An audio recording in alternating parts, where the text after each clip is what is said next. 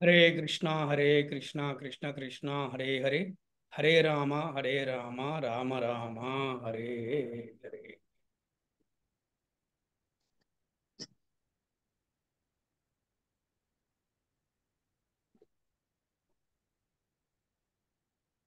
ॐ अज्ञानतिमिरान्धस्य ज्ञानाञ्जनशलाकया चक्षुरुन्मीलितं येन तस्मै श्रीगुरवे नमः। श्रीचैतन्यमनोभीष्टं स्थापितं येन भूतले स्वयं रूपः कदा मह्यं ददाति स्वपदान्तिकम्। नारायणं नमस्कृत्य नरं चैव नरोत्तमं देवीं सरस्वतीं व्यासं ततो जयमुदीरये।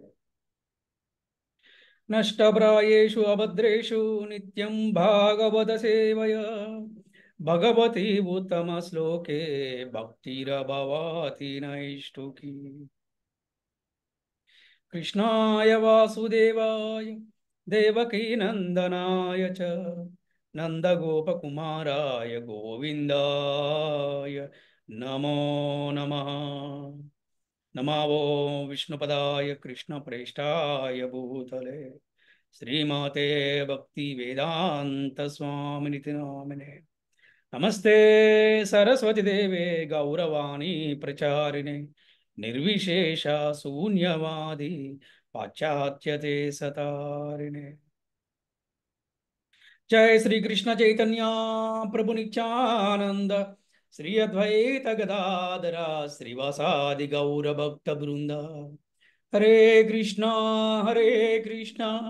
कृष्ण कृष्ण हरे हरे हरे हरे राम राम राम हरे हरे। ओम नमो भगवते वासुदेवाय। ओम नमो नमो भगवते भगवते वासुदेवाय। वासुदेवाय। ओम नमो भगवते वासुदेवाय। ओम नमो ओम नमो भगवते भगवते वासुदेवाय। वासुदेवाय। ओम नमो भगवते वासुदेवाय। ओम ओम नमो नमो भगवते भगवते वासुदेवाय।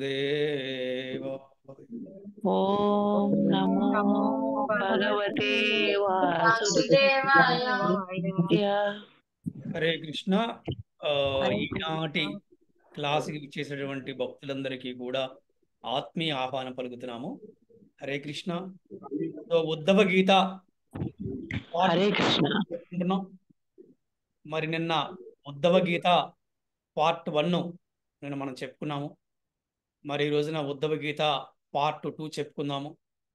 మరి నిన్న ఉద్ధవ గీత పార్ట్ 1లో మనము 2 ముఖ్యమైన అంశాల గురించి చర్చించుకున్నాము. ఎవరైనా చెప్తారా? ఒకటి స్వకర్మ చెప్తారా? మొత్తం జీవులు బద్ధ ముక్త జీవితం లక్షణాలు ప్రభుజీ. హరే కృష్ణ. ఇంకొకటి సకామ కర్మ ప్రభుజీ. సకామ కర్మ స్వభావం. సకామ కర్మ స్వభావము బద్ధ ముక్త జీవుల స్థితి. అంతేనా? లక్షణం. ఓకే. ఈ రోజున బృందావన వాసుల విశుద్ధ ప్రేమ గురించి భగవంతుడు ఏమంటున్నాడో చూద్దాం. ఎందుకంటే ఆ ప్రేమని అనుభవించిన వాడే ప్రేమ గురించి బాగా వర్ణించగలడు. అంతే కదా? ఆ ప్రేమలో మునిగిన వాడే బ్రహ్మాండంగా ప్రేమ గురించి మాట్లాడగలడు. ప్రేమ అంటే ఏంటో అనుభవించిన వాడే ప్రేమ గురించి మాట్లాడగలడు. భక్తి అంటే ఏంటో అనుభవించిన వాడే భక్తి గురించి మాట్లాడగలడు. అలాగే ఇక్కడ బృందావన వాసుల యొక్క విశుద్ధ ప్రేమని భగవంతుడు శ్రీకృష్ణ భగవానుడు ఆయన అనుభవించాడు, ఆస్వాదించాడు. కాబట్టి ఆయన యొక్క మాటలలో ఈ రోజున మనము బృందావన వాసుల యొక్క విశుద్ధ ప్రేమ గురించి మనందరం కూడా విందాం. ఇటువంటి విశుద్ధ ప్రేమ వినాలన్నా కూడా కోటి జన్మల పుణ్యం ఉండాలంట. మనందరికీ కూడా శ్రీల ప్రభుపాదుల వారి వంటి ఆచార్యుల ద్వారా మనకు ఇటువంటి గొప్ప అవకాశం దొరికిందనమాట. చూడండి, ఈ రోజున శ్రీకృష్ణ భగవానుడు బృందావన వాసుల యొక్క విశుద్ధ ప్రేమ ఎలా ఉంటుంది అనే దాని గురించి ఎంత చక్కగా వివరించారు చూడండి. నా విశుద్ధ భక్తుల సాంగత్యములో మనిషి ఇంద్రియ భోగాల పట్ల ఆసక్తిని నశింపచేసుకుంటాడు. చూడండి, ఎవరైతే నిరంతరము కృష్ణ కృష్ణ కృష్ణ కృష్ణ కృష్ణ అంటూ ఉంటారో, ఈ రోజు నా కృష్ణుడు పూజ చేయాలి, ఈ రోజు నా కృష్ణుడు నైవేద్యం పెట్టాలి, ఈ రోజు నా కృష్ణుడితో మాట్లాడాలి, ఈ రోజు నా కృష్ణుడికి డ్రెస్సింగ్ చేయాలి, ఈ రోజు నా కృష్ణుడికి అభిషేకం చేయాలి, ఈ రోజు నా కృష్ణ కథ వినాలి, ఇదే అన్నమాట విశుద్ధ భక్తుల యొక్క స్వభావం ఇలా ఉంటుందన్నమాట. అటువంటి వారికి ఇంద్రియ భోగాల పట్ల ఎటువంటి ఆసక్తి ఉండదు. ఒకవేళ ఉన్నా కూడా నశింపజేసుకుంటారంట. అటువంటి దివ్యమైన సాంగత్యము నన్ను నా భక్తునికి ఆధీనునిగా చేస్తుంది. బాబా చూసారా, అసలు భగవంతుడంట భక్తుని యొక్క ఆధీనంలో ఉంటాడంట. ఎవరికండి? శుద్ధ భక్తులకి. ఎంత చక్కగా చెప్పారు శ్రీకృష్ణ భగవానుడి యొక్క వాక్కులు. ఎవరి గురించి? శుద్ధ భక్తుల గురించి. ఎవరో శుద్ధ భక్తులు? బృందావన వాసులు.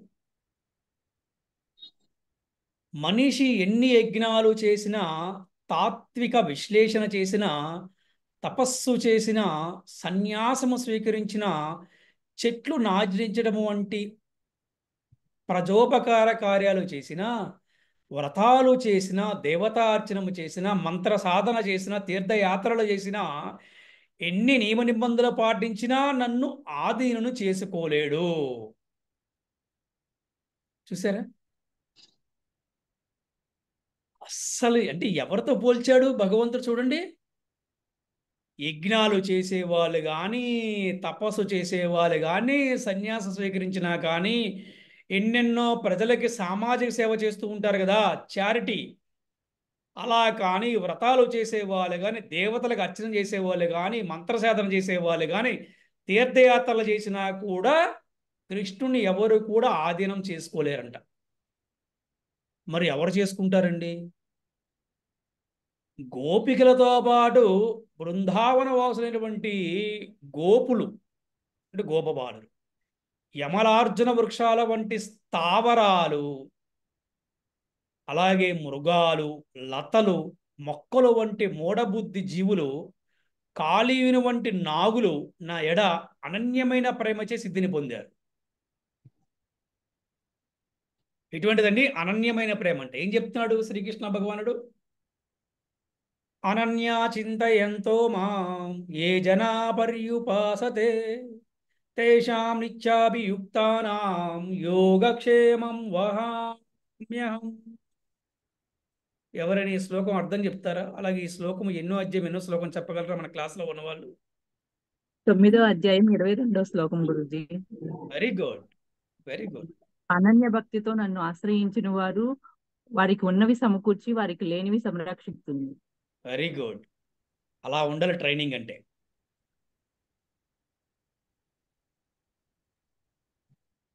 అనన్యమైన ప్రేమతో వారు కూడా సిద్ధిని పొందారంట. అలాగే గోపికలు, బృందావనవాసులు గాఢమైన ప్రేమతో సర్వదా నాయందే పూర్తిగా అనురక్తులై ఉండేవారు. గోపికలు తమ చిత్తములలో నా పట్ల ఎంత అనురక్తులై ఉండేవారంటే తమ దేహాలను ఇహపరాలను వారు తలచలేదు. ఇహపరాలంటే ఇంక వేరే విషయాలు ఏమీ కూడా వారు తలుచుకోలేదు.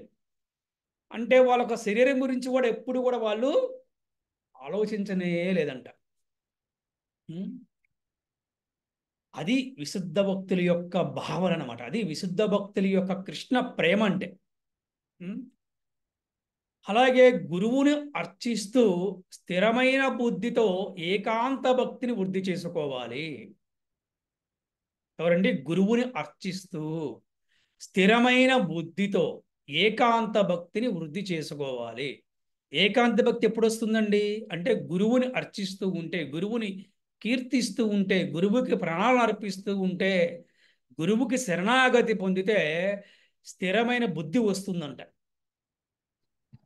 తరువాత దివ్య జ్ఞానం అనే గొడ్డలితో ఆత్మ యొక్క భౌతికోపాధిని ఖండించి వేయాలి. భౌతిక ఉపాధి అంటే భౌతికమైన విషయాలు, భౌతికమైన వస్తువులు, భౌతికమైన కార్యకలాపాలన్నీ కూడా గొడ్డలతోటి నరికి వేసినట్టుగా అన్ని కూడా ఖండించేయాలంట.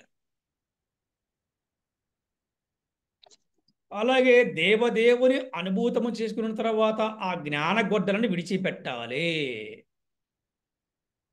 అంటే ఇక్కడ ఏంటంటే ప్రతిరోజు గొడ్డలు పట్టుకోమని కాదు, గొడ్డల్ని ఎలా పోల్చారు? ఇక్కడ జ్ఞానంతో పోల్చారు, జ్ఞానమనే గొడ్డలతో పోల్చారనమాట. అది అంటే ఇక్కడ జ్ఞానయోగం కన్నా కూడా భక్తి యోగం గొప్పదని శ్రీకృష్ణ భగవానుడు చెప్తున్నాడు. అదే గోపికల యొక్క భక్తి భావం. భక్తి అంటే ఏంటి? రోజు పూజ, యజ్ఞము, తపస్సు, వ్రతం, ఇది కాదు భక్తి అంటే. నిరంతరమూడ కృష్ణనామ స్మరణ, నిరంతరమూడ కృష్ణ భక్తితో సేవ, sincere devotional service, love devotional service, సంపూర్ణమైనటువంటి శరణాగతి గురువుకి, శ్రీకృష్ణుడికి.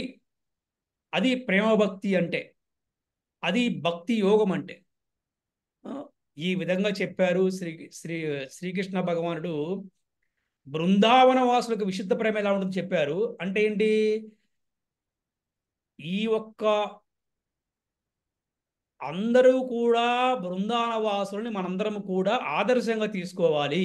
అది ఇక్కడ మెసేజ్ అనమాట. అందుకే ఉద్ధవుడికి శ్రీకృష్ణ భగవానుడు బోధించాడు. అంటే ఆ విధంగా, అంటే బృందావన వాసుల యొక్క ప్రేమ భక్తిని మనందరం కూడా ఆచరించే ప్రయత్నం చెయ్యాలి. అది బృందావన వాసుల యొక్క విశుద్ధ ప్రేమ గురించి శ్రీకృష్ణ భగవానుడు ఉద్ధవుడితో ఈ విధంగా పలికాడు అనమాట. ఎలా పలికాడండి? యజ్ఞాలు చేసినా, వ్రతాలు చేసినా, తపస్సు చేసినా, సన్యాసం స్వీకరించినా కూడా వాళ్ళు ఆధీనం చేసుకోలేరు కృష్ణుడిని. అంటే కృష్ణుడిని పట్టుకోలేరు, కృష్ణుని ప్రేమతో బంధించలేరు. కానీ ఎవరండి? కేవలము కృష్ణనామ స్మరణతోటి మనసులో కృష్ణుడి తప్పితే ఇంకెవరు లేరు అనే భావన, అనన్య భక్తి.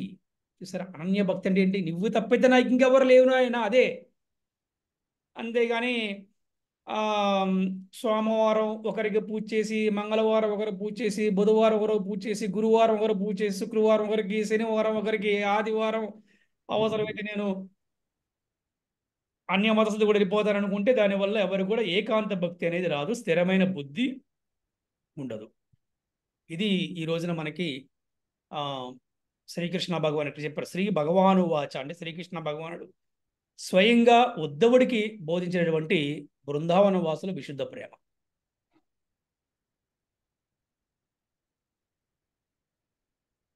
లేకపోతే నెక్స్ట్ ఇంకోటి కూడా చెప్పారు. భగవద్విభూతి అంటే ఏమిటి అనే దాని గురించి కూడా ఉద్ధవుడికి భగవానుడు చెప్పాడు. తనకు విభూతి ఎలా ఉంటుంది చూడండి. ఏం చెప్తున్నాడంటే ఇక్కడ ఉద్ధవ, సకల జీవులకు నేనే పరమాత్ముడును. సకల జీవులకి కూడా నేనే పరమాత్ముడును. అందువల్ల నేనే అందరి హైతిషిని అంటే హితం కోరేవాడు. సరే, హితైషిని అంటే అందరి హితాన్ని కోరేవాడు. అలాగే పరమ నియమాగుడిని అంటే supreme personality of God head, controller. అలాగే వేదాలలో నేను బ్రహ్మను. అలాగే మంత్రాలలో ఓంకారం అని చెప్తున్నాడు ఆయన. అంటే మంత్రాలలో ఓంకారము నేనే, వేదాలలో బ్రహ్మను కూడా నేనే, అలాగే అక్షరాలలో అకారమును కూడా నేనే, ఛందస్సులలో గాయత్రి మంత్రాన్ని కూడా నేనే అయ్యునని చెప్తున్నాడు ఆయన. అది దేవతలో నేను ఇంద్రుణ్ణి, మరి అదితి తనయులలో విష్ణువును, రుద్రులలో శివుడును, బ్రహ్మర్షులలో భృగువును, దేవర్షులలో నారదుడును, గోవులలో కామదేవుని అయి ఉన్నాను. అసలు ఎంత బాగా చెప్పారు చూడండి. వీటినే విభూతులు అంటారు, భగవంతుడికి విభూతులు అన్నమాట. వీటినే మనం చెప్పుకున్న షడ్విభూతులు, షడ్గుణ ఐశ్వర్యాలు అని. తన విభూతుల గురించి భగవంతుడు చెప్తున్నాడు అనమాట. ఎంత బాగా చెప్పారు చూడండి.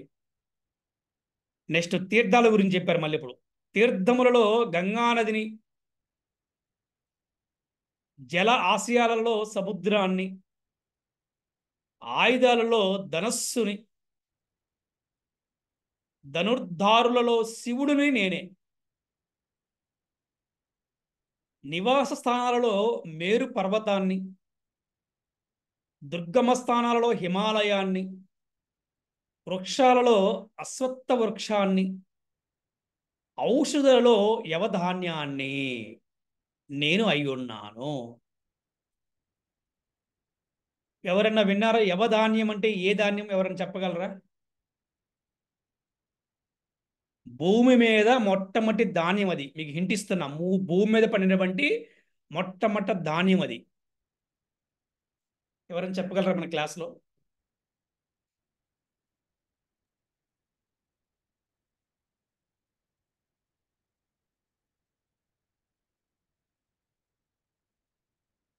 యజ్ఞం చేసేటప్పుడు వాడతాము, తెల్ల కలర్లో ఉంటాయి. బార్లీ గింజలు ప్రభుజీ.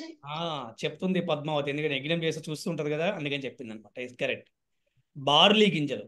అందుకే మనం చేసే యజ్ఞాలలో బార్లీ గింజలు కూడా వాడతాం. ఉద్దేశం ఏంటంటే యజ్ఞములో అన్నీ భగవంతుడి నుంచి వచ్చినాయి కాబట్టి మళ్ళీ భగవంతుడు ప్రీత్యర్థం భగవంతుడికి అన్ని సమర్పిస్తాం అనమాట. అలాగా మొట్టమొదటి ధాన్యం ఏమిటంటే బార్లీ అనమాట. మొట్టమొదటి ధాన్యం బార్లీ. ఆ బార్లీ కూడా భగవంతుడు అయి ఉన్నాడు అంటే చెప్తున్నాడు ఆయన, బార్లీ నేనే అయి ఉన్నాను అది కూడా. అలాగే శక్తిని నేనే, సౌందర్యము నేనే, యశస్సును నేనే, అనుకవ నేనే, త్యాగము నేనే, మానసిక సుఖము, సౌభాగ్యము, బలము, ఓర్పు, ఆధ్యాత్మిక జ్ఞానము అన్నీ కూడా నా విభూతులే, అంటే ఆయన యొక్క శక్తులు. ఇది భగవంతుడు ఈ విధంగా ఉద్ధవుడికి తన యొక్క విభూతుల గురించి కూడా చెప్పారు. మనం రెండు చెప్పుకున్నాం ఈ రోజున. ఒకటి బృందావన వాసుల విశుద్ధ ప్రేమ గురించి చెప్పుకున్నాము, అలాగే భగవద్ విభూతి గురించి చెప్పుకున్నాం. నెక్స్ట్ అతి ముఖ్యమైనది వర్ణాశ్రమ పద్ధతి గురించి భగవంతుడు ఏం చెప్పాడు విందాం మనం ఈరోజు. వర్ణాశ్రమ పద్ధతి గురించి శ్రీకృష్ణ భగవానుడు ఉద్ధవుడికి ఏ విధంగా చెప్పాడు.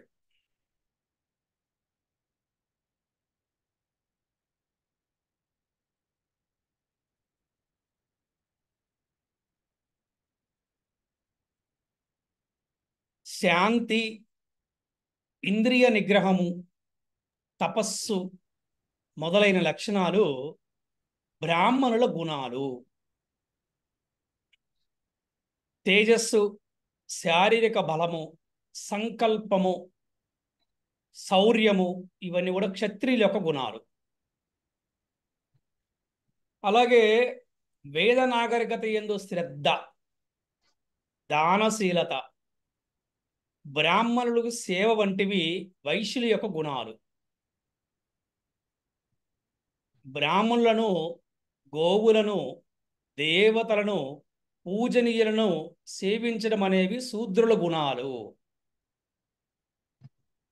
వర్ణాశ్రమము, ఇందులో మనకి 4 వర్ణాలు: బ్రాహ్మణ, క్షత్రియ, వైశ్య, శూద్ర. వారు లక్షణాల గురించి శ్రీకృష్ణ భగవానుడు ఇక్కడ చెప్పాడు చాలా క్లియర్గా. అంటే వాళ్ళ లక్షణాలు ఎలా ఉండాలి. మరి ఇది విన్న వాళ్ళు కూడా బ్రాహ్మణులు అయితే ఇటువంటి లక్షణాలని పెంపొందించుకోవాలి. అది వాళ్ళు ఏ బ్రాహ్మణులైనా కూడా, ముఖ్యంగా ఎవరైతే మన ఇస్కాన్లో ఈ బ్రాహ్మణ దీక్ష తీసుకుంటారో వాళ్ళందరికీ కూడా ఇటువంటి గుణాలు ఉండాలి. అటువంటి గుణాలు ఉన్నవాడే మంచి శిక్షా గురువు అవుతాడు. అటువంటి గుణాలు ఉన్నవాడు మంచి ప్రచారకుడు అవుతాడు. అటువంటి గుణాలు ఉన్న వాళ్ళు ఎవరైనా మార్చగలుగుతాడు అనమాట. అందుకే మనకి ఇస్కాన్లో బ్రాహ్మణ దీక్షకి చాలా ఇంపార్టెన్స్ ఉందన్నమాట. ఇకపోతే క్షత్రియులు అంటే ఏంటి? వాళ్ళ తేజస్సు, శారీరక బలము. అంటే ముఖ్యంగా వీరు రాజులకి, రాజు యొక్క గుణాల గురించి ఇక్కడ భగవంతుడు చెప్పాడనమాట వాళ్ళు. ఇకపోతే వైశ్యుల గుణాలు ఏంటి అంటే వేద నాగరికత శ్రద్ధ. అంటే ఏంటి? ఈ వేదిక్ కల్చర్, వేద సంస్కృతి, సాంప్రదాయాల గురించి వారికి శ్రద్ధ ఉండాలంటే ఏ విధంగా? గోవులకి సేవ చేయటము, బ్రాహ్మణులకి సేవ చేయటము,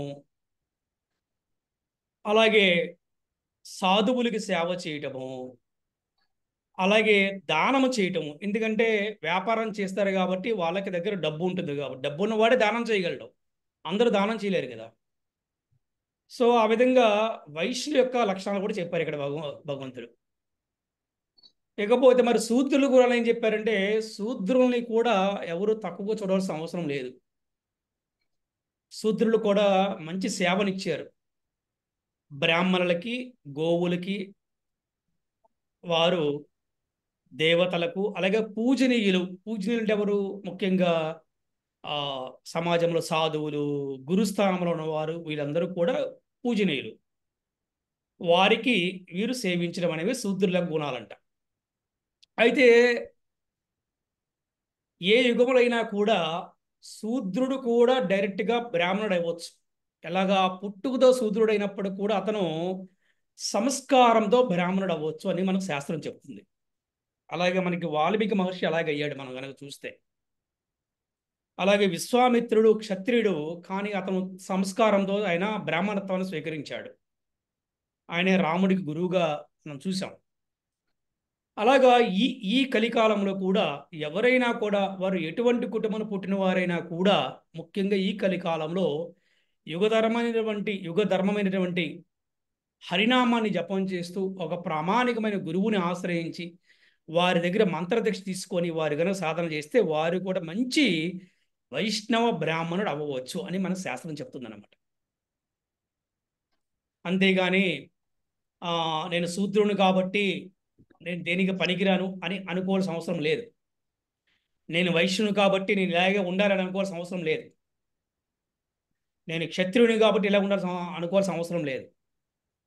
సో ప్రతి ఒక్కరు కూడా బ్రాహ్మణికల్ కల్చర్ ప్రభుపాదారు కోరుకున్నారు. ఈ సమాజంలో మనము బ్రాహ్మణికల్ కల్చర్ని మనము రీప్రమోట్ చేయాలి. ఈ వైదిక సంస్కృతిని మనం రీప్రమోట్ చేయాలి. అందుకే ఇవాళ ఇప్పుడు పాశ్చాత్య దేశస్తులు చాలామంది బాగా చేస్తున్నారు. అక్కడ న్యూ బృందావనం అని, ఇంకా ఏంటంటే ఇంకా చెప్తున్నారు అక్కడ ఏంటంటే new new Govardhana eco village అని.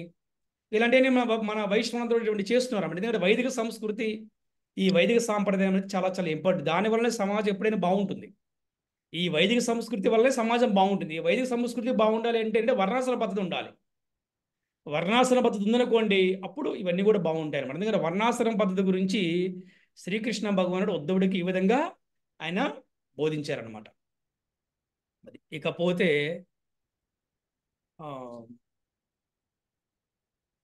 ఇంకా చెప్పారు ఇక్కడ. ఇంకేం చెప్పారు?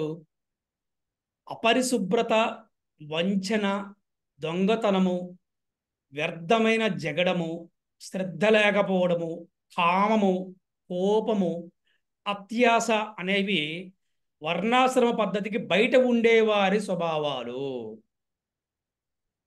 అంటే ఈ 4 వర్ణాలు కాకుండా వీళ్ళు బయట ఉండేవాళ్ళు. వీళ్ళు అంటే దీన్ని ఎలా అర్థం చేసుకోవాలంటే, వీరు బ్రాహ్మణులకు దూరంగా ఉంటున్నారు, క్షత్రియులకి, వైశ్యులకి అందరూ కూడా దూరంగా ఉంటారు. వీళ్ళ సమాజం అంటే వీళ్ళకి ఎటువంటి సేవ అనే భావం లేకుండా ఎవరైతే ఉంటారో వాళ్ళనమాట వీళ్ళందరూ కూడా.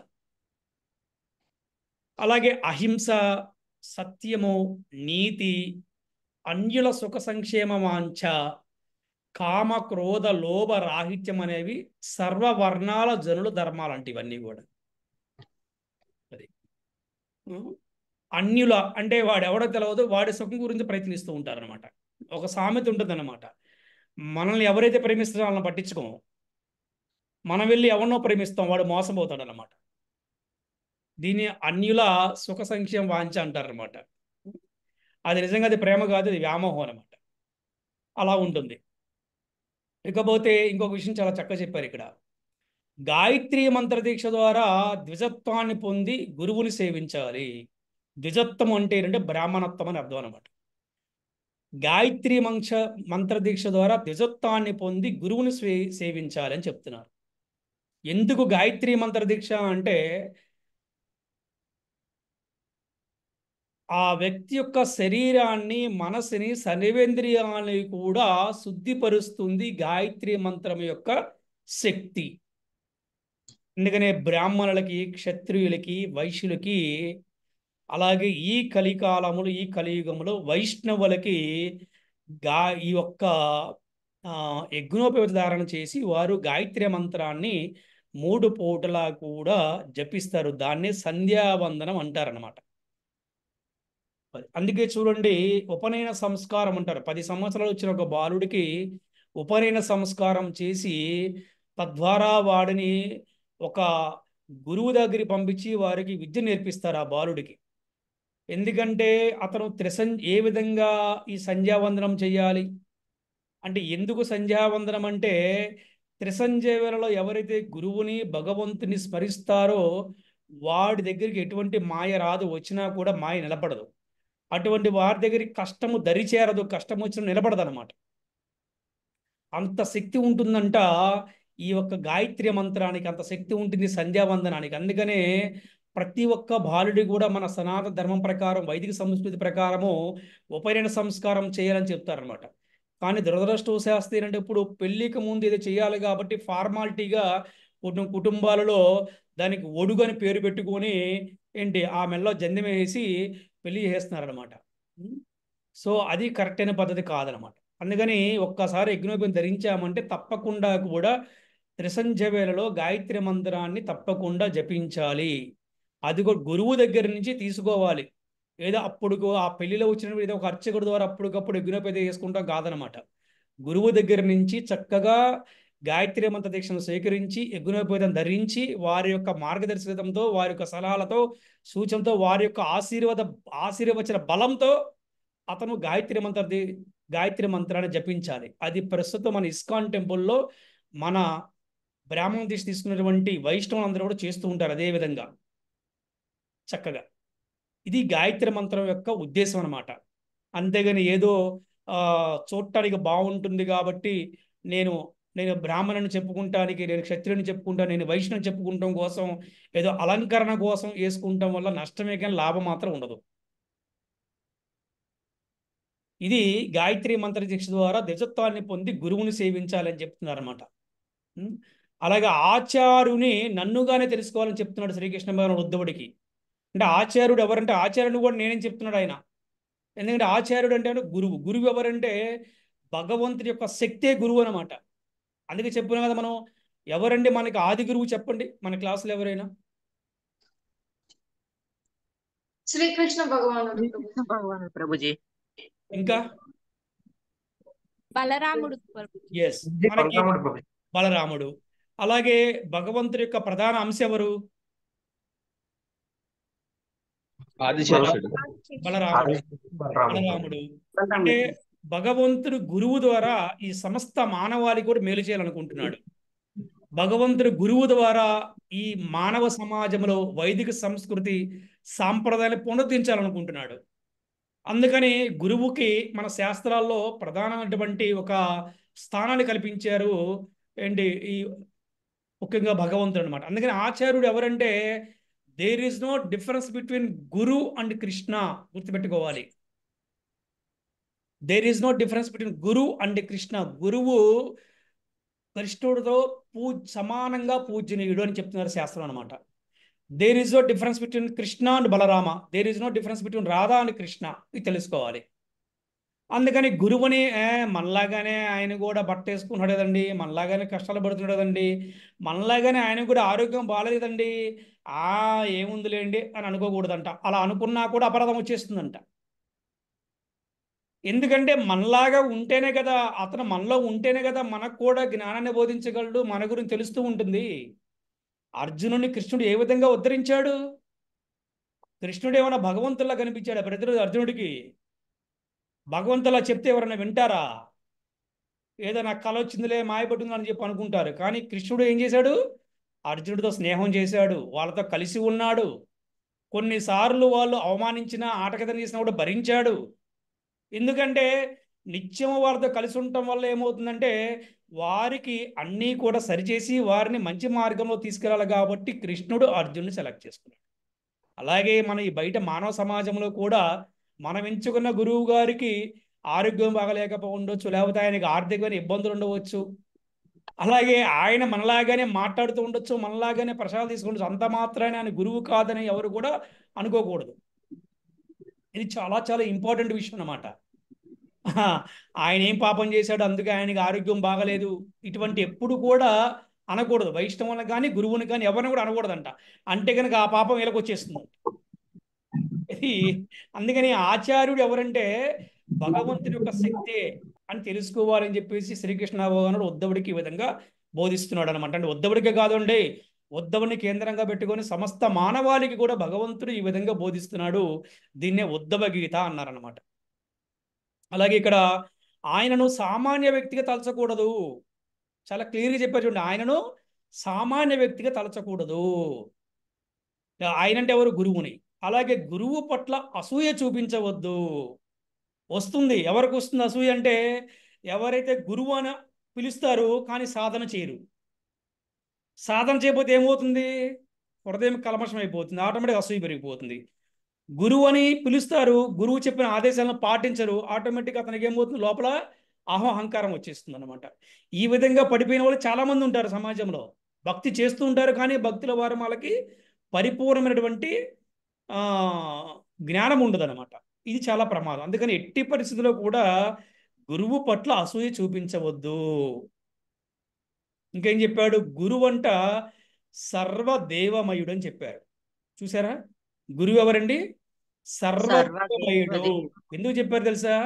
మనకి శాస్త్రాల్లో మీరు చూస్తే దేవతల గురువు అంట. ఎవరండి దేవతల గురువు? ఎవరు చెప్పండి? బృహస్పతి. అంటే ఎవరు? దేవతలకే గురువు ఆయన. అందుకే చూడండి, ఎవరైనా జాతక చక్రంలో అతను గురువు బలం కనుక బాగుంటే అతనికి ఎన్ని కష్టాలు వచ్చినా బయటపడతాడంట. కానీ గురువు బలం లేదనుకోండి, వాడు ఎన్ని చేసినా కూడా అతను బాగుపడ్డని చెప్పి శాస్త్రం చెప్తుందన్నమాట. అందుకని గురువు సామాన్యమైనటువంటి వ్యక్తి కాదు అని మనకు శాస్త్రం చెప్తుంది ఇక్కడ. కానీ గురువు పేదవాళ్ళ కనపడవచ్చు. ఎస్, గురువుకి ఎప్పుడు కూడా ఐశ్వర్యాన్ని కోరుకోడు కదా. గురువు ఎప్పుడు ఐశ్వర్యాన్ని కోరుకోడు. గురువు పేదవాళ్ళ కనపడవచ్చు, సామాన్య వ్యక్తులు కనపడవచ్చు, కానీ వారు సామాన్యమైన వాళ్ళు కాదు, వాళ్ళు పేదవాళ్ళు కాదు, వాళ్ళు సంపన్నులు. ఎందుకంటే వారి యొక్క హృదయము, వారి యొక్క ప్రేమ, వారి యొక్క మనసు, సర్వేంద్రాలన్నీ కూడా నిరంతరం కృష్ణుడితోటి ఏకమై ఉంటాయి. కృష్ణుడితో స్ట్రాంగ్ బాండింగ్ ఉంటుంది అనమాట. నిరంతరం కృష్ణుడితో గట్టి సంబంధం ఉంటుంది. అందుకే వాళ్ళ ప్రవచనాలు చెప్తే వందల మందిని ప్రభావితం చేయగలుగుతున్నారు, ఎంతమందిని మార్చగలుగుతున్నారు. అరే, కుక్క మాసం తెలిసే చండాలను కూడా వాళ్ళ భక్తులు చేయగలుగుతున్నారంటే కారణం ఏంటంటే వారికి కృష్ణుడికి ఒక అంటే ప్రగాఢమైనటువంటి బంధం ఉందన్నమాట. అది అందుకని ఆయన ఎవరంటే కృష్ణుడికి అతి ప్రియమైన వాడు. ఈ విషయం ఎవరు చెప్పారండి? సాక్షాత్తు భగవంతుడు ఉద్ధవుడికి ఉపదేశిస్తున్నాడు ఇక్కడ. గురువు అంటే సర్వదేవమయుడు.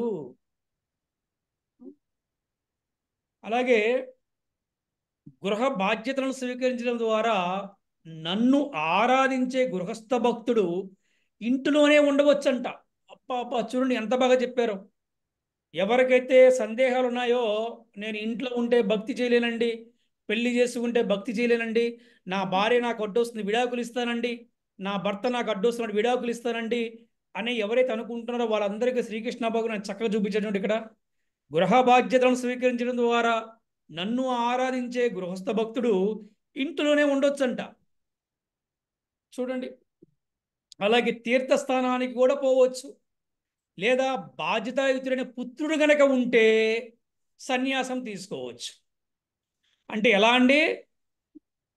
తన తర్వాత ఇంకెవరన్నా గనక బాధ్యత తీసుకుంటే, కుటుంబ బాధ్యతను తీసుకుంటే గనక అతను సన్యాసాన్ని తీసుకోవచ్చు. లేకపోతే అతను చక్కగా గృహస్థులో ఉండొచ్చు, భక్తి చేయొచ్చు, 10 మందికి భక్తిని కూడా ప్రసాదించవచ్చు.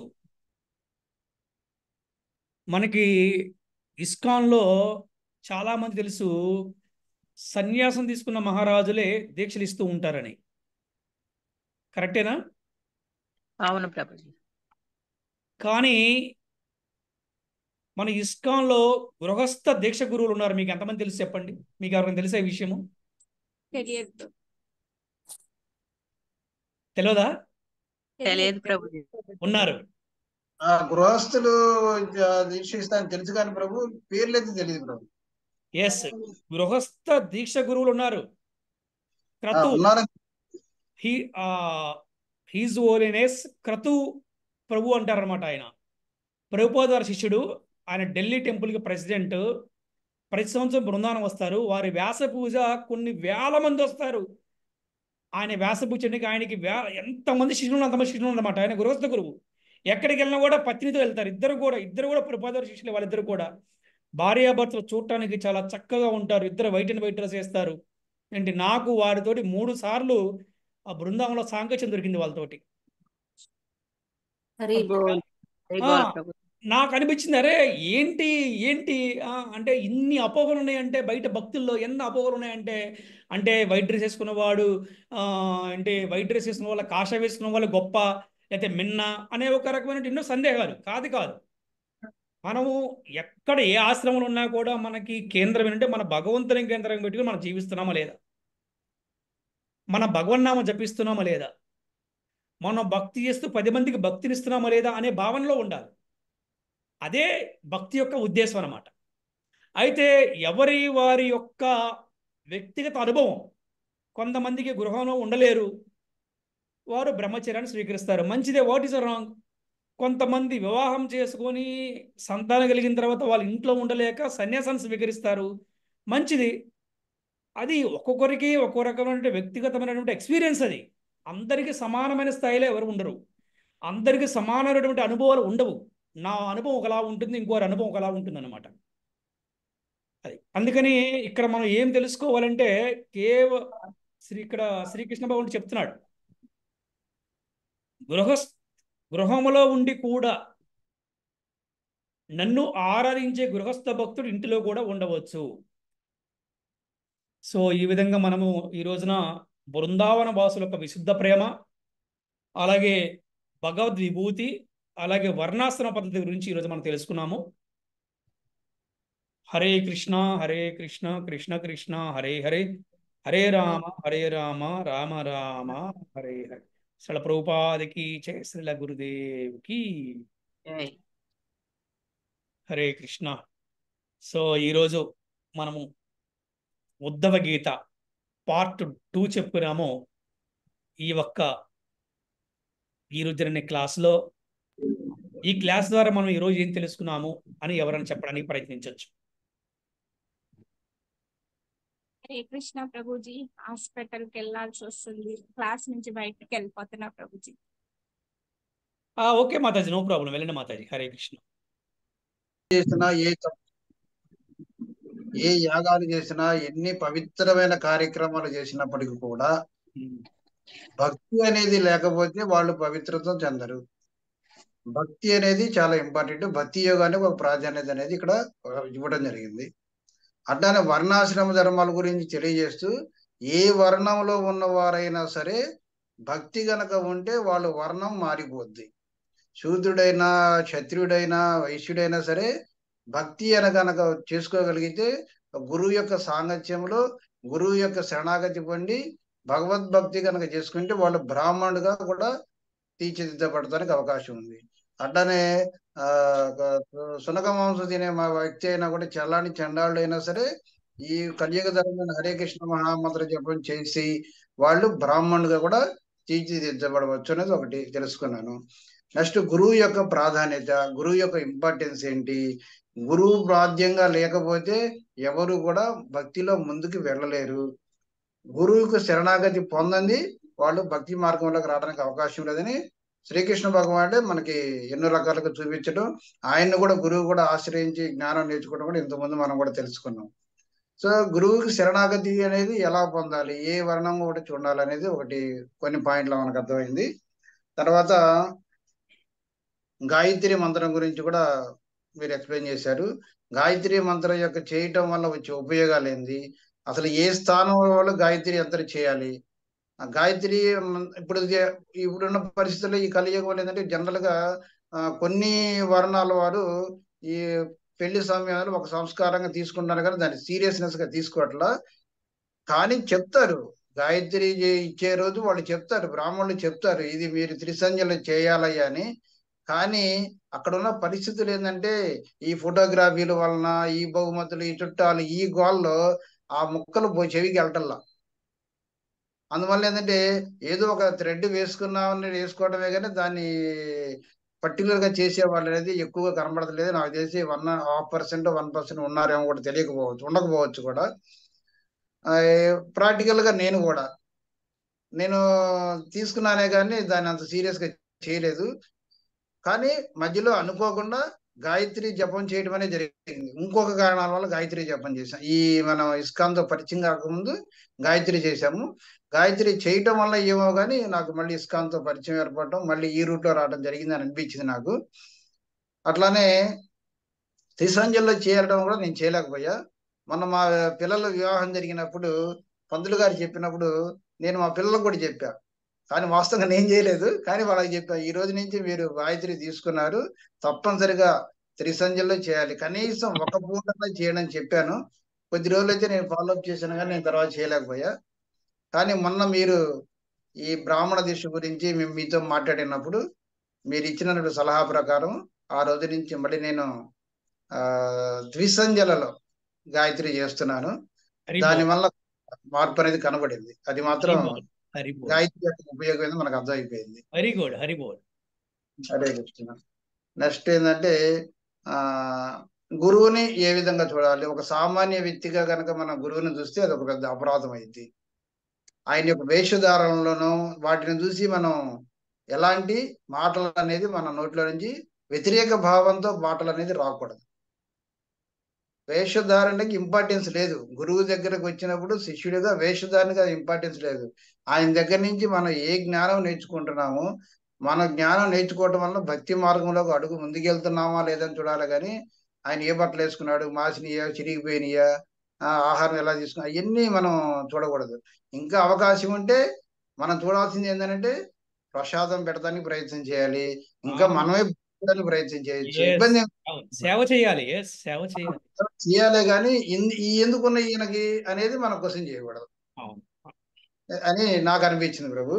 అదొకటి. నెక్స్ట్ ఈ దీక్ష గురించి కూడా మీరు చెప్పున్నారు.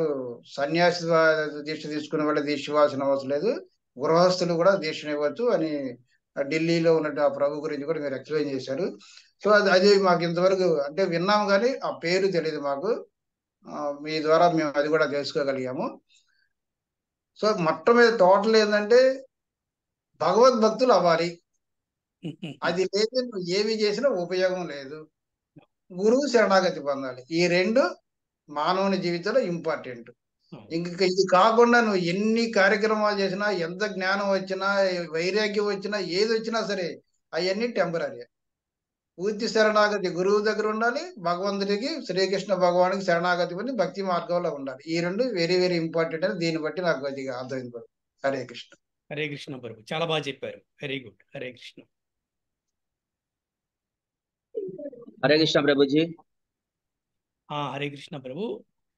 ప్రభుజీ నేను మాట్లాడొచ్చా? వన్ సెకండ్ మాట్లాడతారు. కానీ ఇక్కడ మనకి వనమాలి ప్రభు చెప్పిన దాంట్లో ఒక విషయం గురించి నేను కొద్దిగా చెప్పాలనుకుంటున్నాను. ఎవరైతే వివాహానికి ముందు యజ్ఞోపేతం వేస్తున్నారో చెప్పుతున్నారు మీరు రెగ్యులర్గా చేయాలి అని, కానీ ఫోటోగ్రాఫర్ వల్ల, వీడియోగ్రాఫర్ల వల్ల ఏదో హడావుడే మళ్ళీ మర్చిపోతుందని చెప్పి అంటున్నారు మీరు. కానీ ఇక్కడ తెలుసుకోవాల్సిందంటే మన ఇంట్లో ఎటువంటి సంస్కారం అంటారు దాన్ని, యాక్చువల్లీ దాన్ని వివాహ సంస్కారము, పుష్పావతి సంస్కారము, గర్భధారణ సంస్కారం, ఇలాగా ప్రతి మనిషి కూడా 16 సంస్కారాలు ఉంటాయి.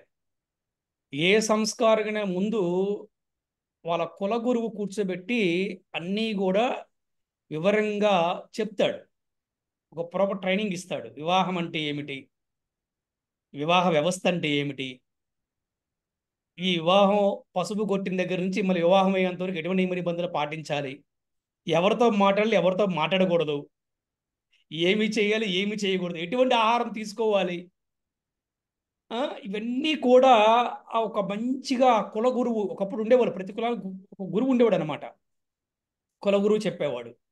అలాగే అబ్బాయికి కూడా చెప్పేవాళ్ళు, అమ్మాయికైనా అబ్బాయికైనా మొత్తం చెప్పేవాళ్ళు. అలాగే ఈ యజ్ఞోపేతం యొక్క విశిష్టత ఏమిటి, ఎందుకు సంధ్యావందనం చేయాలి, ఏ విధంగా వీళ్ళకి ఏమంటే గర్భధారణ సంస్కారాన్ని ఇంగ్లీష్లో ఫస్ట్ నైట్ అంటారు కదా, ఈ గర్భధారణ సంస్కారాన్ని ఎలా చేయాలి, ఈ ఒక్క శారీరక సంభోగము పగలు చేయకూడదు, కేవలం రాత్రులే కలవాలి అంటే ఇటువంటి ఎన్నెన్నో గొప్ప గొప్ప విషయాలు అంటే ఈ ఈ ఈ యొక్క ఏమంటారంటే ఈ బెడ్రూమ్కి వెళ్ళినప్పుడు ఎటువంటి ఆహారాన్ని కూడా తీసుకోవాలి, ఇది కూడా చాలా ఇంపార్టెంట్. ఇవన్నీ కూడా పూర్వం చెప్పేవాళ్ళు. ఆ చెప్పటం వల్ల ఆ రోజుల్లో మంచి సంతానం కలిగేవారు, బాగుండేవారు. కానీ ఎప్పుడైతే ఇప్పుడు అన్నీ మర్చిపోయారో, అందుకే ఇప్పుడు పుట్టే సంతానం ఎవరు కూడా మంచి వాళ్ళు పుట్టట్లేదు. దానివల్ల సమాజానికి నష్టము, కుటుంబానికి కూడా నష్టం అనమాట. అందుకని ఎవరికైనా కూడా ఏ సంస్కారం చేసినా కూడా ఆ సంస్కారానికి ముందు కుటుంబ సభ్యులందరినీ కూర్చోబెట్టి, వారిని కూడా కూర్చోబెట్టి వాళ్ళకి ప్రాపర్గా ఒక సలహాలు, సూచనలు, ఒక కౌన్సిలింగ్ అనేది ఇవ్వాలి. ఇవ్వటానికి సిద్ధంగా ఉన్నారు చాలామంది, కానీ తీసుకునే వాళ్ళు సిద్ధంగా లేరు. తీసుకోవాలి ప్రతి ఒక్కరు కూడా. అందుకని కనీసం మన క్లాసులో వినేవాళ్ళు అయినా కనీసం మన గృహాల్లో ఇది ఆచరించే ప్రయత్నం చేయాలి. హరే కృష్ణ ప్రభు. హరే కృష్ణ ప్రభుజీ. హరే కృష్ణ మాతాజీ. ఇవాళ నాకు ఒక సందేహం తీరింది ప్రభుజీ క్లాస్ లో. ఏంటి మాతాజీ? టెంపుల్ కి వెళ్ళి సేవ చేస్తేనే మనకి కృష్ణ భక్తి వస్తుందని ఆ డౌట్ అనేది పోయింది ప్రభుజీ. ఇంట్లో ఉండి కూడా మీరు కృష్ణ భక్తి బాగా చేయొచ్చు అని చెప్పారు.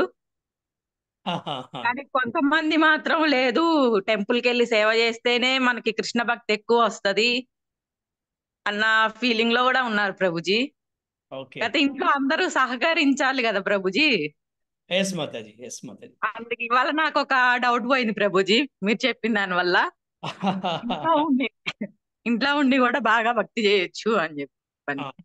అంటే అదేం లేదు. అంటే ఒక్కొక్కరికి ఒక్కొక్కరి పరిస్థితి అట్లా ఉంటుంది. ఒక్కొక్కరికి ఏంటంటే ఇంట్లో సహకరించారు, వాళ్ళ టైం ఉందనుకోండి, టెంపుల్కి వచ్చి సేవ చేయటం వల్ల కూడా భక్తుల సాంగత్యం దొరుకుతుంది. ఏంటి భక్తిని వృద్ధి చేసుకుంటారు. కానీ అక్కడికి వెళితేనే వస్తుంది, నేను వెళ్ళలేదు కాబట్టి నేను ఇలా బాధపడుతున్నాను అనే బాధను మనసులో తీసేయాలనేది ఉద్దేశం అన్నమాట. అది ఒక చిన్న క్లారిటీ.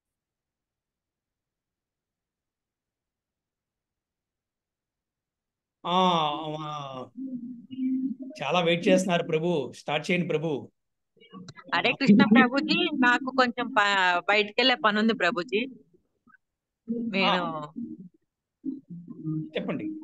హరే కృష్ణ దండవాద ప్రమాణం ప్రభుజీ. దండ ప్రణామం మాతాజీ. ఓకే మాతాజీ. హరే కృష్ణ. హరే కృష్ణ.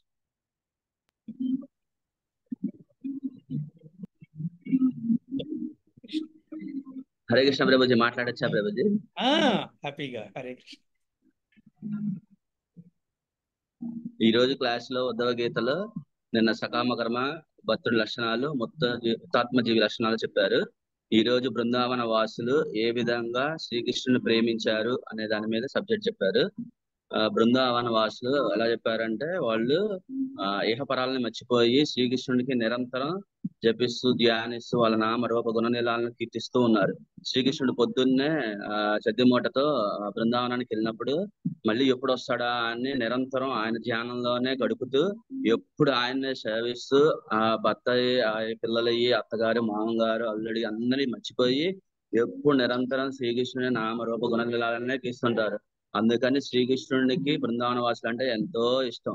ఇప్పుడు శ్రీకృష్ణుడి ఉపదేశామృతం కూడా మనకు 9వ శ్లోకంలో వైకుంఠజనిత వరా మధుపురి తత్రాపి రాసోత్సవ బృందారంజ మదరపాని రమణ తత్రాపి గోధన రాధాకుండమాపి గోకులపతేహ ప్రేమమూర్త ప్లావన సూర్యద సవిరాజతో గిరితటో సేవావివాక్ నాయక.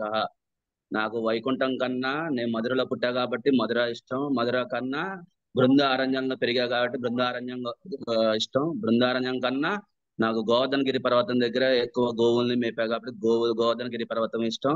గోవర్ధన పర్వతం కన్నా నాకు భక్తులలో రాధారాణి ఇష్టం. గోపికలు ఇష్టం. గోపికలలో మళ్ళీ రాధారాణి అత్యుత్తమైన ఇష్టం. రాధారాణి కన్నా రాధాకుండం ఇంకా ఇష్టమని శ్రీకృష్ణుడు ఉపదేశామృతం 9వ శ్లోకం ద్వారా మనకు భక్తిని ఏ విధంగా చెయ్యాలి అనేది భగవంతుడు మనకు ఈ శ్లోకం ద్వారా తెలియజేశారు. సిద్ధుల గురించి చెప్పారు. భగవంతుని 6 విభూతులు చెప్పారు ప్రభుజీ. 6 విభూతులు ధనం, బలం, జ్ఞానం, కీర్తి, సౌందర్యం చెప్పారు. మళ్ళీ వర్ణాశ్రమ పద్ధతి చెప్పారు. బ్రాహ్మణ లక్షణాలు ఏ విధంగా ఉండాలి అనే విషయం గురించి చెప్పారు ప్రభుజీ.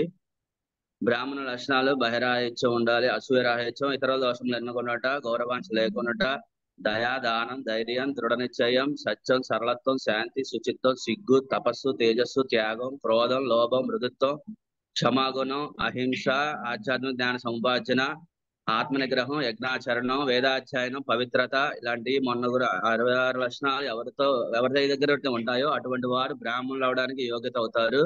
ఈ బ్రాహ్మణ లక్షణాలు ఎవరైతే సంపాదిస్తారో వారు కృష్ణుడి భక్తి సులభంగా చేసుకోవచ్చు.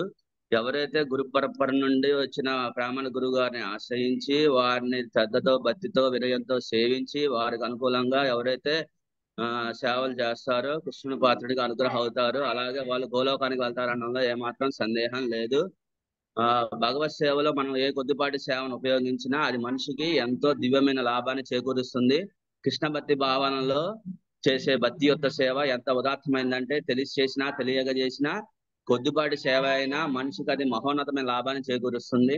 మనం పుష్పాలతో, ఫలాలతో శ్రీకృష్ణుని పూజించడం ద్వారా ఆ చెట్టు ద్వారా ఏ పుష్పాలు ఆ ఫలాలు వచ్చాయో ఆ చెట్టులోని జీవులకు కూడా ఆ ఫలం లాభం చేకూరుతుంది. కాబట్టి మనం సులభంగా పత్రం, పుష్పం, ఫలం తోయడం ద్వారా శ్రీకృష్ణుడికి భక్తి యొక్క సేవ అనేది సులభకరంగా చేయవచ్చు.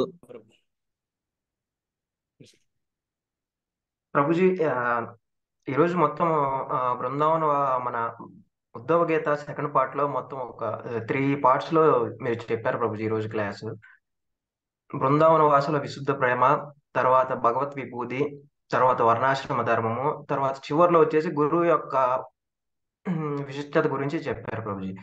ఇక్కడ మనకి కృష్ణుడు భగవంతుడు ఏ విధంగా భక్తులు ఏ విధంగా భక్తి చేయాలి అనే విషయాన్ని ఇక్కడ చాలా క్లియర్ గా చెప్పగలిగాడు ప్రభుజీ. ఏ విధంగా అయితే బృందావనంలో ఉన్న విశుద్ధ భక్తులని మనం ఎగ్జాంపుల్ గా తీసుకొని వాళ్ళ సాంగత్యంలో ఉంటూ మన భక్తిని, ఆధ్యాత్మిక శక్తిని పెంపొందించుకోవాలని చెప్పి అక్కడ ఉద్ధవ గీతలో ఉద్ధవుడికి చెప్పడం జరిగింది ప్రభుజీ. అట్లా చేయటం వల్ల మనకి భౌతిక వస్తువుల పట్ల వ్యామోహత, ఇంద్రియ నిగ్రహం, ఇంద్రియమైన నిగ్రహం ఇవన్నీ తగ్గిపోయి భగవంతుడి మీద ప్రేమ అనేది పెరుగుతుంది ప్రభుజీ. అట్లాంటి భక్తుల కోసం తనని తానే ఆధీనంలోకి తెచ్చుకుంటానని చెప్పాడు ప్రభుజీ ఇక్కడ భగవంతుడు. అది చాలా ఆల్మోస్ట్ ఇంపాసిబుల్ అనే ఎందుకు చెప్పాలి, ఎందుకంటే మనకి సమస్త ప్రపంచాన్ని నడిపించే భగవంతుడికి అలాంటి భగవంతుడిని మనం కంట్రోల్లోకి తెచ్చుకోవటం అనేది ఎక్స్ట్రీమ్లీ ఇంపాసిబుల్ ప్రభుజీ. కానీ ఇక్కడ భగవంతుడు ఆ ఒక్క ప్రేమయుక్త భక్తి ద్వారా తనని తాను వాళ్ళ కంట్రోల్కి తెచ్చుకుంటున్నాడు అని చెప్పేసి చెప్పాడు ప్రభుజీ. ఇక్కడ ఇది ఈ రోజు క్లాస్లో ఇది చాలా ఇంపార్టెంట్ పాయింట్ ప్రభుజీ. ఎందుకంటే మనం ఎన్ని వ్రతాలు చేసినా, ఎన్ని యాగాలు చేసినా, ఎన్ని సమస్త ఇతర దేవతల్ని పూజించినా కూడా ఇటువంటి ఫలితం అనేది రాదు ప్రభుజీ. తర్వాత గురు పరంపరలో ఉన్న ఒక గురువుని ఆశ్రయించి అతన్ని పూజించి అర్చించి స్థిరమైన బుద్ధిని పొంది ఏకాంత భక్తిని పొందాలని చెప్పేసి చెప్పారు ప్రభుజీ. ఇక్కడ ఏకాంత భక్తి అంటే ఏంటంటే రోజుకు ఒక దేవాది దేవతని పూజించకుండా ఎవరు ఈ దేవీ దేవతలను నియమించింది, వీళ్ళందరికీ సృష్టికర్త ఎవరనే జ్ఞానాన్ని తెలుసుకొని ఆ పరమ పురుషుణ్ణి మనం పూజించాలని చెప్పేసి ఇక్కడ భగవానుడు చెప్పాడు ప్రభుజీ. ఇంకో విషయం, ముఖ్యమైన విషయం ఏంటంటే ప్రభుజీ, భగవంతుణ్ణి తెలుసుకునేంత వరకు మాత్రమే మనం జ్ఞానాన్ని సంపాదించాలి. ఒక్కసారి భగవంతుణ్ణి తెలుసుకున్న తర్వాత ఆ జ్ఞానాన్ని మనం వదిలేసి భక్తియుక్త మార్గంలో పూర్తిగా భక్తియుక్త ప్రేమ, ఏ విధంగా అయితే బృందావనంలో గోపికలు ఎటువంటి జ్ఞానం లేకపోయినా శుద్ధమైన భక్తి చేశారో అటువంటి మార్గంలో మనం వెళ్ళాలని చెప్పేసి ఇక్కడ భగవానుడు మనకి క్లియర్ గా చెప్పాడు ప్రభుజీ. కాబట్టి ఆధ్యాత్మిక మార్గంలో ఎవరైనా పురోగమించాలి అనుకుంటే వాళ్ళకి నిస్సందేహంగా క్లీన్ అండ్ ప్యూరెస్ట్ ఎగ్జాంపుల్ మటుకు గోపికలే ప్రభుజీ. ఇది మనకి విశుద్ధ భక్తుల గురించి చెప్పారు ప్రభుజీ. తర్వాత భగవత్ విభూతి అంటే ఆయన ప్రతి ఆస్పెక్ట్ తీసుకున్నాడు ప్రభుజీ. ప్రతి ఆస్పెక్ట్ లో తను తాను సుపీరియర్ గా చూపించుకున్నాడు ప్రభుజీ. ఇప్పుడు అక్షరాల్లో అకారాన్ని, మంత్రాల్లో ఓంకారాన్ని, తర్వాత ఛందస్సుల్లో గాయత్రిని, తర్వాత ధనస్సులు ఉపయోగించే వాళ్ళు పరమశివుడిని అని చెప్పి ఈ విధంగా ప్రతి ఆస్పెక్ట్ లో తను తాను సుప్రీం గా చూపించుకున్నాడు. కాబట్టి దేవీ దేవతల్లో కూడా అతనే సుప్రీం పర్సనాలిటీ, గాడ్ హెడ్ అని అక్కడ డైరెక్ట్ గా చెప్పగలిగారు ప్రభుజీ. తర్వాత వర్ణాశ్రమ ధర్మాల గురించి మీరు చెప్పారు ప్రభుజీ. 4 రకాలమైన మానవులు ఉంటారు. వాళ్ళ లక్షణాలను బట్టి వారు పుట్టుకను కాకుండా వాళ్ళ లక్షణాలను బట్టి వారు వర్ణాల్లో ఉంటారని చెప్పి చెప్పారు ప్రభుజీ. జ్ఞానము, తర్వాత శాంతి, ఇంద్రియ నిగ్రహం ఉంటే బ్రాహ్మణులు, తర్వాత శారీరక బలము, తేజస్సు ఉంటే వాళ్ళు క్షత్రియులు, వేద నాగరికత, దానము, శ్రద్ధ ఉంటే వైశ్యులు, తర్వాత పూజనీయుల్ని పూజిస్తా బ్రాహ్మణుల్ని పూజిస్తా ఉంటే వాళ్ళు శూద్రుల కింద ఇట్లా మీరు చెప్పారు ప్రభుజీ. బట్ కానీ బై బర్త్ అనేది ఆ, ఆ, ఎప్పటికీ క్వాలిఫికేషన్ కాదు. తర్వాత వాళ్ళు ఉండే క్వాలిటీస్ని బట్టే వాళ్ళ ఆ వర్ణానికి చెందుతారు అనేది క్లియర్ గా చెప్పారు ప్రభుజీ. అంటే ఇప్పుడు శూద్రుడు కూడా బ్రాహ్మణుడు అవ్వచ్చు ప్రభుజీ, బ్రాహ్మణుడు కూడా శూద్రుడు అవ్వచ్చు. బికాజ్ అతను ఏ విధంగా లైఫ్ లీడ్ చేస్తున్నాడు అనే దాన్ని బట్టి ప్రభుజీ ఇక్కడ. కాబట్టి మనం ఏ విధంగా డే టు డే లైఫ్ అనేది ఒక గురువుని స్వీకరించి మనం స్వీకరిస్తున్నావా లేదా, పాటిస్తున్నావా లేదా, ఆచరిస్తున్నావా లేదా అనేది చాలా ఇంపార్టెంట్ ప్రభుజీ. తర్వాత మీరు గురువు గారి గురించి చెప్పారు ప్రభుజీ. ఆ ఎప్పుడైనా ప్రభుజీ ఆచార్యులు అంటే ఎప్పుడైనా మనకి పూర్వపు పురాణాల నుండి మహర్షుల నుండి వాటిని ఆచరిస్తూ ఉండే వాళ్ళని ఆచార్యులు అంటారు ప్రభుజీ. ఏ విధమైన అటువంటి వాటిని ఆచరించకుండా నేను గురువుని అని చెప్పుకునే వాళ్ళ అనే వారిని మనం గురువుగా స్వీకరిస్తే చిట్ట చివరిగా మోసపోయేది మనమే ప్రభుజీ. కాబట్టి ఈ విషయంలో కంపల్సరీగా ఒక గురువుని స్వీకరించేటప్పుడు మనం అన్ని విషయాలు తెలుసుకొని ప్రామాణికంగా పాటించే గురువుని మనం స్వీకరించాలి ప్రభుజీ. అట్లా స్వీకరించడంతోనే సగం 50% స్పిరిచువల్ లైఫ్ అనేది సక్సెస్ అయింది ప్రభుజీ. కాబట్టి అట్లాంటి గురువుని సామాన్యంగా చూడకూడదు. వాళ్ళు పొరపాటున వాళ్ళ కర్మఫలంగా ఏమైనా పొరపాట్లు చేసినా వాళ్ళు మనం ఒక్క మాట కూడా వాళ్ళని అనకూడదు ప్రభుజీ. ఎందుకంటే అది ఆ బ్రహ్మదేవుడు బ్రహ్మదేవుడి పట్ల దోషం చేస్తే మనకి శివుడు దాన్ని సరిచేస్తాడు ప్రభుజీ. శివుడి పట్ల దోషం చేస్తే విష్ణువు సరి చేస్తాడు, విష్ణువు పట్ల దోషం చేస్తే గురువు సరి చేస్తాడు. అట్లాంటిది గురువు పట్ల దోషం చేస్తే ఇంకా ఎవరు ఈ విషయంలో సరి చేసే వాళ్ళు ఉంటారు. కాబట్టి మనం గురువుని కంపల్సరీగా ఎట్టి పరిస్థితుల్లో వాళ్ళు ఏ రకమైన పరిస్థితుల్లో ఉన్నా వాళ్ళని గౌరవిస్తూనే ఉండాలి ప్రభుజీ. ఈరోజు ఈ క్లాస్లో ఇదే నేను నేర్చుకున్నాను ప్రభుజీ. ధన్యవాదాలు. హరిబోలు ప్రభుజీ, ఈరోజు క్లాసులో మాత్రం ఎఫెక్టివ్ ప్రజెంటేషన్, అసలు నైస్ ప్రజెంటేషన్ ఎవరిదంటే ఈరోజు ప్రవీణ్ ప్రభుదే. ఒకసారి ప్రవీణ్ ప్రభుకి అందరు హరిబోల్ చెప్పండి. హరి బోల్. హరి బోల్. ఎస్, హరి బోల్. హరి బోల్. అంటే మనం చెప్పుకున్నాం అంటే ఈ రోజు క్లాసులో మనం ఏమి చెప్పుకున్నాము, ఏమి విన్నాము, అది డివేట్ అవ్వకుండా క్లాసులో ఉన్నదాన్ని చక్కగా ఏ విధంగా ప్రజెంట్ చేయాలి, దీన్నే మనం ఏమంటామంటే ఎఫెక్టివ్ కమ్యూనికేషన్ స్కిల్స్ అంటాం.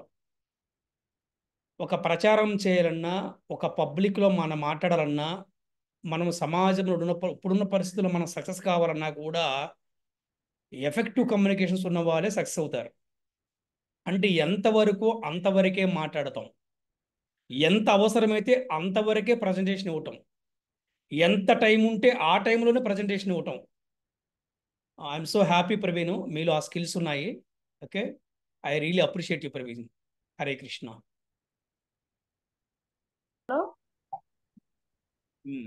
రోజు ఉద్ధవ గీతలో బృందావన వాసుల యొక్క విశుద్ధ ప్రేమ గురించి తెలుసుకున్నాం గురించి. విశుద్ధ ప్రేమ అంటే అది అనన్య ప్రేమ భక్తి, అదే భక్తి యొక్క సేవ. అంటే నిరంతరం కూడా కృష్ణుడి యొక్క స్మరణ చేయడం గురించి. అంటే కృష్ణుడు తప్ప వేరే ఇంకెవరూ లేరు అనే భావన, ఏకాంత భక్తి. అదే అలాంటి భక్తి ఏంటంటే జ్ఞానయోగం కంటే అలాంటి భక్తి యోగం గొప్పదని కృష్ణుడు చెప్తున్నాడు గురించి. అలాగే కృష్ణుడి యొక్క విశుద్ధ ప్రేమ గోపికలకి ఉండేదని, అందుకని గోపికలు అంటే కూడా, బృందావనం అంటే కూడా కృష్ణుడికి చాలా ఇష్టం అని కృష్ణుడు ఉద్ధవుడితో చెప్తున్నాడు గురించి. ఇలాంటి భక్తి ఉన్న వారి ఆధీనంలో కృష్ణుడు ఉంటాడని మనకు చెప్తున్నాడు ఉద్ధవుడి మాధ్యమంగా.